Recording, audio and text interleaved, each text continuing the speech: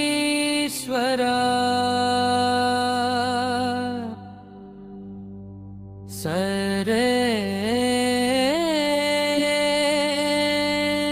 సర్వేశ్వరా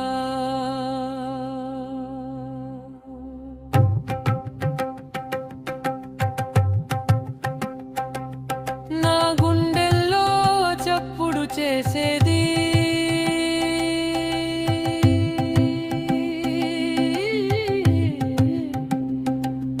నా ఒంట్లో గాలిని నింపెది నీవే కదా.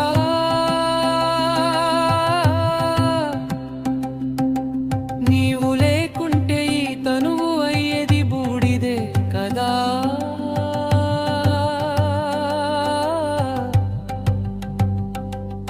నా తండ్రి పరమేశ్వరా,